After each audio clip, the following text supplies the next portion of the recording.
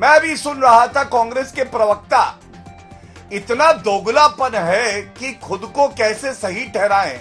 मैं तो केवल दो बातें कहूंगा। उदित राज जी तो भाग गए चर्चा से और ये कह रहे थे कि नरसिम्हा राव जी लाए थे एक ऑफिस मेमोरेंडम के तहत ये आरक्षण। पहली बात, आरक्षण अगर आप लाएंगे तो क्या ऑफिस मेमोरेंडम के तहत लाएंगे? इस तरह का बयान देना, इसकी गंभीरता को आप लोग क्यों नहीं समझते हैं? आपने मुझे समझा दिया कि वहां भी तो 2 जजेस ने डिसेंट किया है, लेकिन 2 जजेस ने किसी को जातिवादी तो नहीं कहा ना। वो भी जो कॉन्स्टिट्यूशनल पोजीशन पर है, जो सुप्रीम कोर्ट के जजेस हैं, जो आज तक चीफ जस्टिस है, उनको कह देना, उनके बारे में इस तरह की बातें कह देना, तो ये आप लोग क्यों बर्दाश्त कर रहे हैं? ये तमाशा, मतलब आप दोनों तरफ से बैटिंग करना चाह रहे हैं क्या, कि क्रीज में इधर भी बैटिंग कर ले और उधर से भी 1-2 खिलाड़ी को उतार दे? अंजना जी, वैसे तो मैं अभ्यस्त नहीं हूँ स्तरहीन भाषा को प्रयुक्त करने का, लेकिन जिस हिसाब से गौरव भाटिया जी ने कहा तो बेशरम और दोगले लोग ये हैं।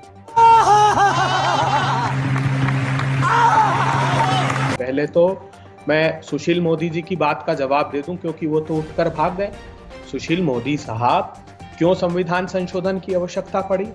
जब नरसिम्हा राव की सरकार ने ईडब्ल्यूएस का 10% का आरक्षण निर्धारित किया था, तो इतिहास उठाकर देख लीजिए, आयोगों की रिपोर्ट के आधार पर ही रिजर्वेशन तय किया जाता है। कौन सा संवैधानिक संशोधन करना पड़ता है? पंडित नेहरू ने जरूर किया था संविधान का संशोधन, आर्टिकल 15(4) को ऐड करके। यही तो आरोप है, आपको टोक रही हूँ, लेकिन एक सवाल है, और वो ये है कि यही तो आरोप है ना, कि आप लोग आधे अधूरे मन से करते हैं, जिसकी वजह से उसकी वैधता नहीं ठहर पाई। आज कोर्ट में मामला गया, उसको लड़े और उस हद तक पहुंच गई ना सरकार की उसको लागू करने के कगार पर पहुंच गई है।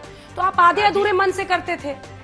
आधे अधूरे मन से अगर कर रहे होते तो सरकार ने उसी सुप्रीम कोर्ट का ये जो मुकदमे का निर्णय आया है, वो कांग्रेस पार्टी की सिनोय कमीशन की रिपोर्ट का हवाला दिया। इन्होंने कौन सा कमीशन बनाया, बताइए? इन्होंने कौन से आर्थिक रूप से पिछड़े लोगों का सर्वेक्षण कराया? और जहां तक उदित राज जी का प्रश्न है, तो दलित और पिछड़े समाज के लोगों ने बहुत दमन सहा है सदियों तक। उनको क्या, उनकी आवाज उठाने का हक भी हम नहीं देना चाहते? छोड़िए राजनीतिक दृष्टिकोण से बात करना, लेकिन दलित और पिछड़े दबे कुचले समाज के लोग अगर मुखरता से कोई बात कहते हैं तो हमको उसको अंगीकार करना चाहिए, उसको राजनीतिक पूर्वाग्रह से नहीं देखना चाहिए।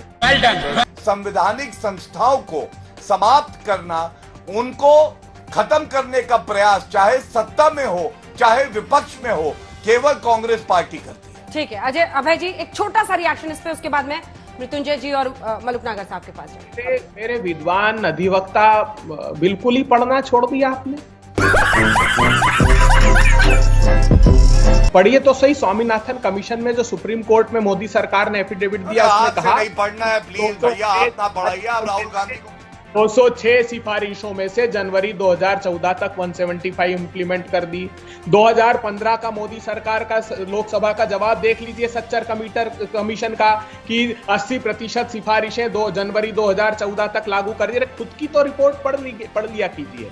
देखिए, जहां तक बात है, तो चाहे वो कालेलकर कमीशन हो, चाहे वो मंडल कमीशन की सिफारिशें हो, चाहे आज जो ये आप लेकर आप आए हैं, वो कांग्रेस पार्टी की देन है। मध्य प्रदेश, छत्तीसगढ़, राजस्थान चुनाव नहीं हारते तो आप ये लेकर भी नहीं आते।